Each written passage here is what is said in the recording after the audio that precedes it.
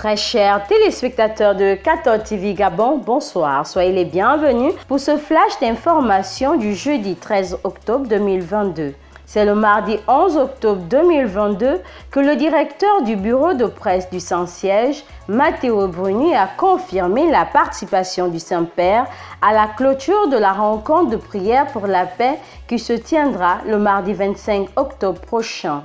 Cette grande rencontre réunit les représentants des grandes religions du monde et est organisée par la communauté de Saint-Egidio sur le thème « Le cri de la paix, religion et culture en dialogue ». Les pauvres, chers au cœur de Monseigneur Jean-Patrick Ibaba, c'est ce qui ressort de l'audience que l'archevêque métropolitain de Libreville a accordé ce jeudi 13 octobre 2022 au coordinateur national de Caritas Gabon, M. l'abbé Claude Bernard Yamsé, en préparation de la Journée mondiale des pauvres qui sera célébrée le 13 novembre 2022. En dehors des célébrations, Monseigneur Jean-Patrick Ibaba demande des actions concrètes en faveur des pauvres. Poursuite des travaux du conseil presbytéral à la paroisse Saint-Esprit d'Auvent autour de Monseigneur Séverin Zengi Manganda, ordinaire du vicariat apostolique de Makoko.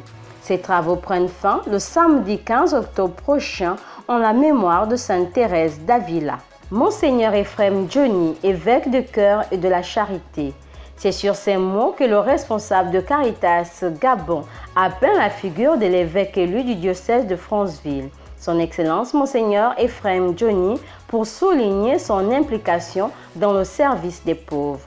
Par la même occasion, l'abbé Claude Bernard Yamsé a confirmé la participation de Caritas à l'ordination épiscopale du 22 octobre prochain à Franceville.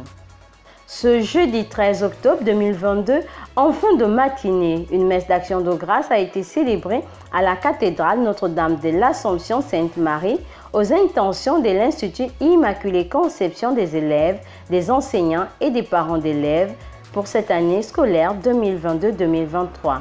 L'abbé Philippe Assomundo, aumônier du dit institut, a présidé la messe. Société. Installée depuis plusieurs années dans la capitale gabonaise, l'association Libreville Accueil Bâle est une association qui accueille des expatriés francophones afin de les aider à connaître le Gabon. Dans cette association, plusieurs activités sont organisées, à l'exemple des ateliers manuels et des décors pour Noël 2022. Saint du jour. En 169, Théophile devient le successeur de l'apôtre Pierre.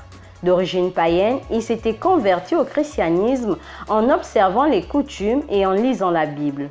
Auteur de nombreuses œuvres contre les hérésies de l'époque, en défense de la doctrine de la foi et commentaire des Écritures. Bonne fête à tous ceux qui se prénomment Théophile. Très chers téléspectateurs de 14 TV Gabon, c'est ainsi que se referme le flash d'information de ce jeudi 13 octobre 2022. Nous vous remercions de l'avoir regardé. En route pour les 200 ans de notre Église, gardons la foi, l'espérance et la charité.